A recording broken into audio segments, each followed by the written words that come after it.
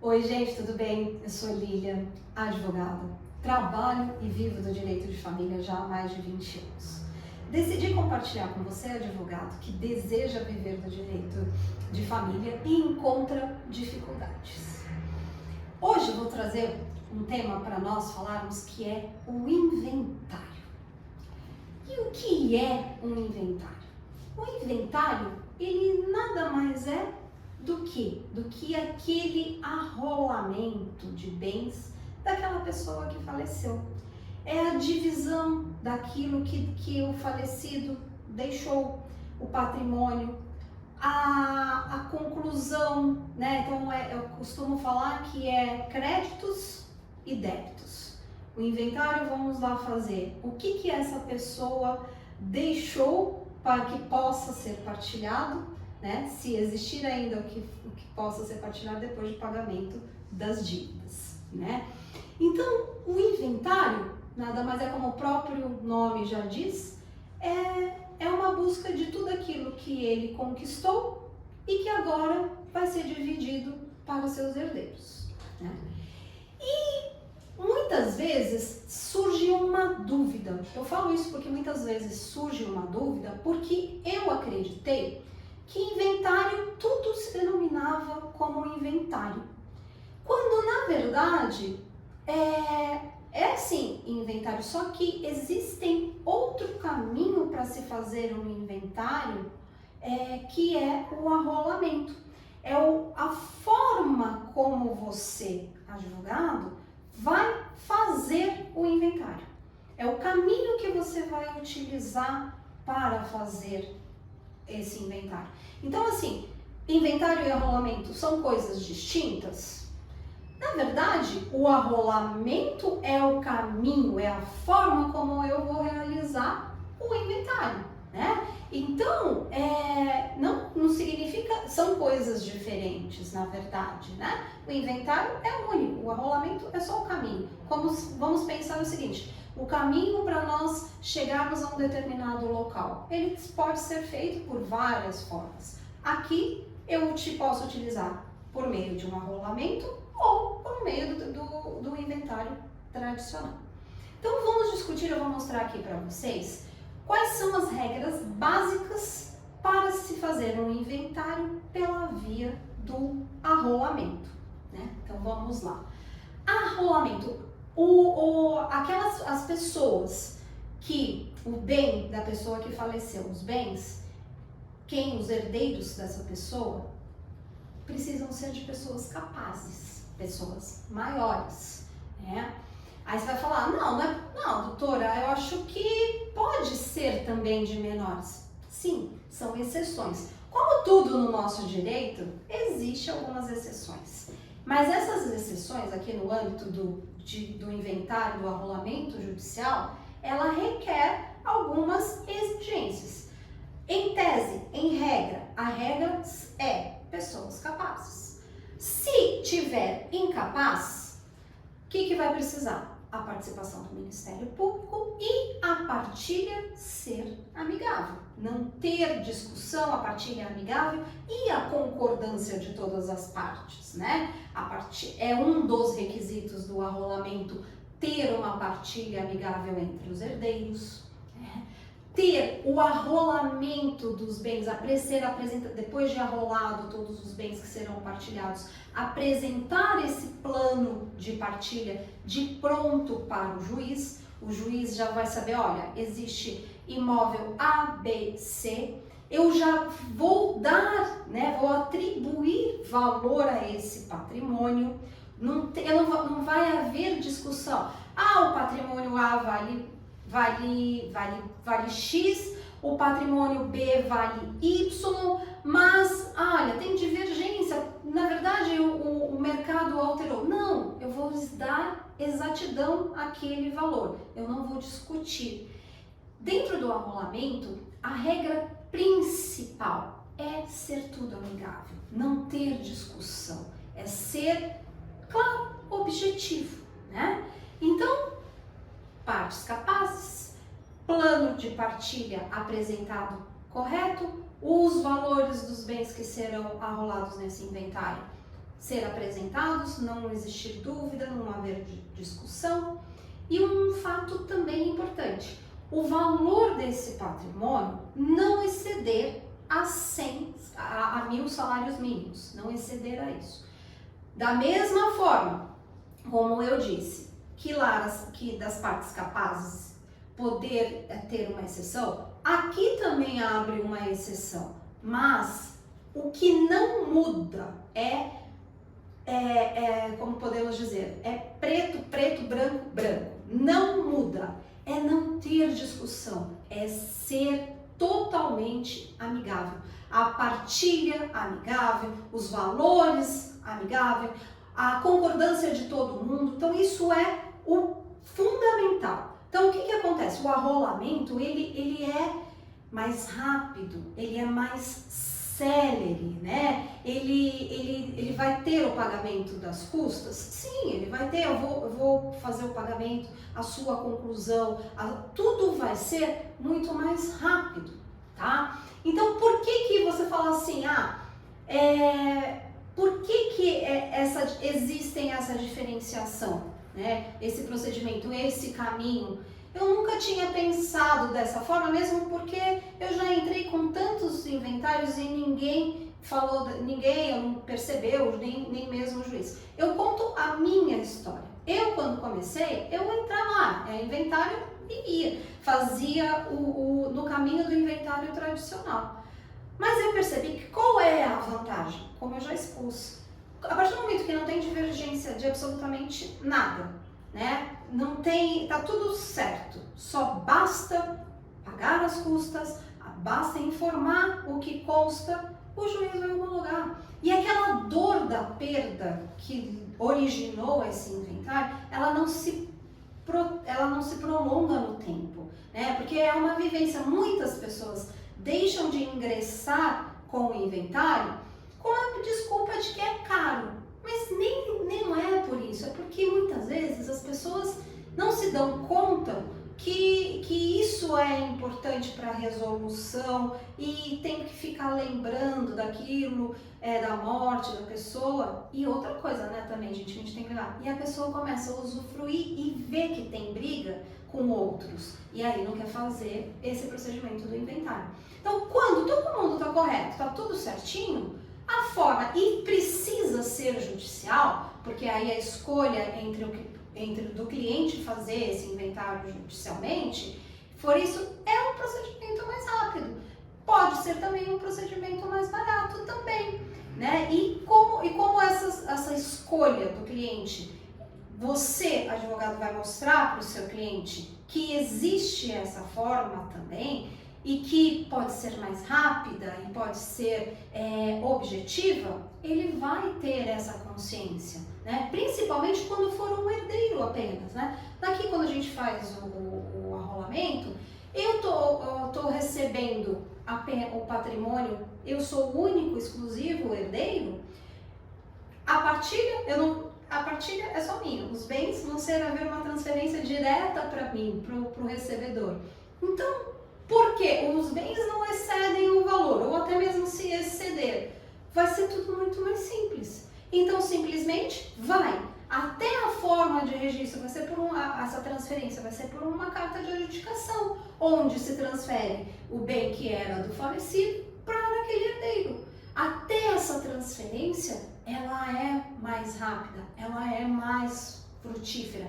Então, a vantagem desse procedimento, ela é grande para nós, advogados, que vamos receber, né, mais rápido, porque às vezes as pessoas, olha, eu preciso do dinheiro que for decorrente desse inventário para te pagar. Se eu concluo essa transferência, tudo é feito de uma forma muito mais rápida e conclui finalizado. Então, o benefício, vantagem para nós, advogados, e para o nosso cliente também. Então, seguindo essas regras básicas e lembrando, o arrolamento, tudo amigável, sem discussão, sem briga.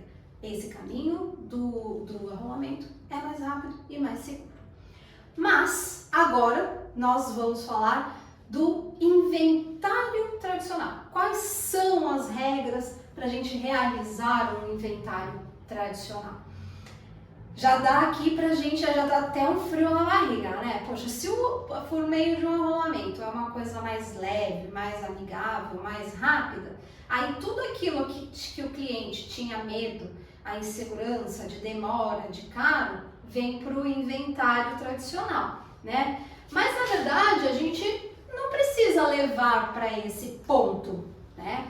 Ele só tem particularidades diferentes, mas que exige também todo um procedimento, desde que ele seja feito com cautela, com cuidado, com toda a documentação, ele também vai ser feito de forma célere, porque depende do que o seu cliente, do que o nosso cliente vai trazer, ele ser bem orientado para que isso possa acontecer de forma correta e rápida também. Mas então vamos aqui voltar no inventário. Quais são as regras básicas do inventário? Primeiro, e se existir um testamento? Houve um testamento. Houve um testamento, já não pode ser por arrolamento. Vamos fazer um inventário tradicional. Aí vai me perguntar, eu vou ter que abrir o testamento primeiro, para só aí abrir o inventário. A última vontade que estava expressa nesse testamento, ela precisa ser cumprida. Lembrando lá que nós temos um prazo, né? Tanto o prazo para o inventário são de 60 dias. Aí vai falar, mas é o mesmo do arrolamento. Sim, lembrando, é inventário, arrolamento é só um caminho. Então, esse prazo é o prazo regra para tudo. Faleceu, eu tenho que abrir. Então, eu vou abrir o inventário e quando eu abro esse inventário, eu vou falar, existe um testamento. E aí vou informar o juiz da abertura desse testamento. Ele precisa ser cumprido o testamento para depois ser concretizado o inventário judicial. Então, testamento aberto, aí vamos dar continuidade. As partes, né, os herdeiros, eles podem ser incapazes, menores ou capazes. Então aqui eu não entro na regra, vai ter a manifestação do Ministério Público se tiver menor? Sim, mas a concordância, que já pode existir um litígio, né? Então a regra da capacidade, a regra da apresentação dos termos, ela é mais detalhada. Por quê? Porque aqui eu vou, se houve o testamento, esse testamento tem que ser cumprido. Se teve algo divergente nesse testamento, vai ser discutido. Então, ele exige um trabalho maior. O valor do patrimônio, ele não tem uma base de só 1.000 salários mínimos, tem uma base maior, o patrimônio deixado pode ser maior. Os bens, né? Aí vem aqui, pode ter um único bem, mas vários herdeiros. E aí o que acontece? Vem discussão de quanto vale esse patrimônio. Aí, não vale o que o herdeiro A falou e o que o herdeiro B falou é diferente. Então aí vai ter o quê? Interferência. Interferência de quem?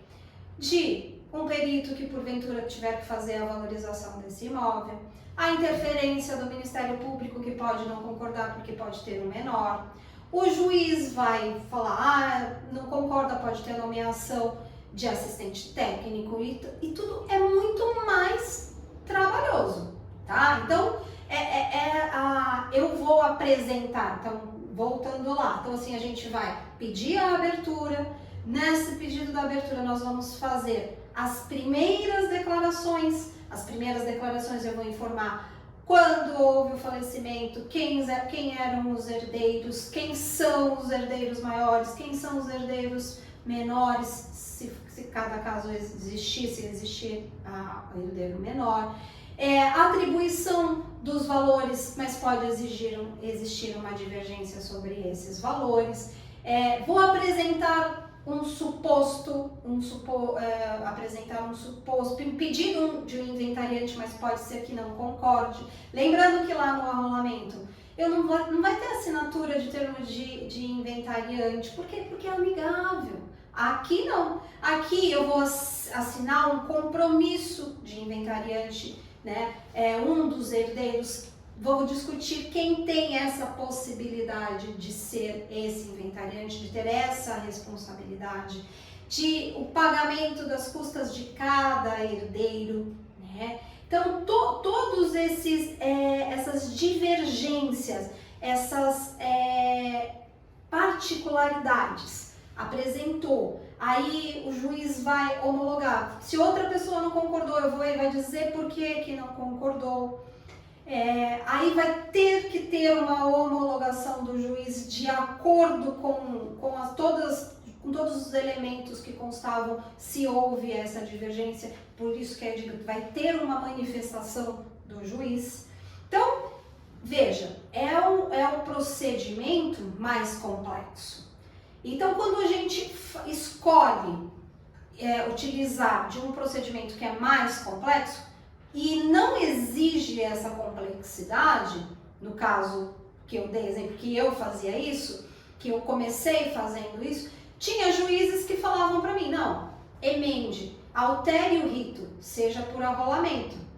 Nossa, ok, mas veja, o juiz falou, mas tem juízes que não falam, porque, tanto faz, aí vai ter a conclusão mesmo, não deixa, vai.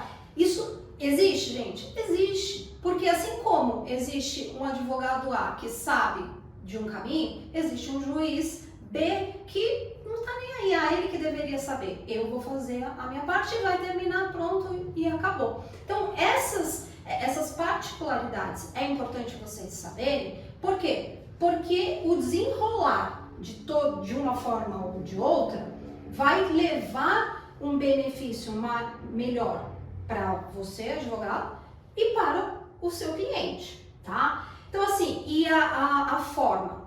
Houve a conclusão. Como vai ser? Vai ser expedido um formal de partilha. Aqui são vários herdeiros, pode ser vários patrimônios, vários registros. Então, todas essas particularidades dentro do inventário, depois do pagamento das custas, dos impostos, dessa transferência, e depois de levar o registro em cada cartório, vai ser por meio do formal de partilha, né? Diferente do arrolamento, que quando constava um herdeiro era por um auto de adjudicação. Então, ficou claro que um caminho é amigável, o arrolamento. O inventário tradicional, aquele que tenha mais partes, tem mais herdeiros, ele tem mais empecilhos, ele tem mais delicadezas, mais particularidades. Mas a partir do momento que você sabe dessas diferenças, fica mais fácil você caminhar e fazer tudo na perfeita ordem e não ter medo de fazer nenhum inventário tradicional e nem pelo arrolamento. Então, finalizamos a questão do inventário e os seus caminhos, podendo ser pelo arrolamento ou o inventário tradicional. O que tiramos de lição daqui, né? Desse trâmite do inventário? Que para seguir o caminho do arrolamento é necessário, é essencial que haja a solução entre as partes, seja amigável, não exista brigas. Já no inventário tradicional, no começo, você viu que já vai ter dificuldades, existe dificuldades, tem conflito, é esse caminho que você vai seguir. Mas também, gente, não significa que no decorrer do inventário não se torne amigável a partilha e haja uma solução. Mas o que tem que tirar de lição disso é indícios de conflito não é pelo caminho do arrolamento, tá? E sim o inventário tradicional. Lembrando também que o inventário, ele pode ser feito extrajudicial, né? Ele também é mais rápido e está sendo muito usado, mas também tem como requisito fundamental ser amigável, todas as partes concordarem. Então, hoje é esse vídeo que mostra que o inventário, pelos caminhos do arrolamento ou do inventário tradicional e até pelo caminho do inventário extrajudicial, é um meio de nós, advogados que lidamos com o direito de família, trabalharmos com especificidade, ver cada caso em um caso e saber levar para cada cliente de uma melhor forma. Espero que vocês aproveitem essas dicas e possam utilizar com seus clientes. Peço que vocês se inscrevam no canal do YouTube, ative as notificações, me sigam no Instagram e assim que tiver com a ativação das notificações, assim que tiver um novo vídeo, você será avisado. Espero vocês no próximo vídeo.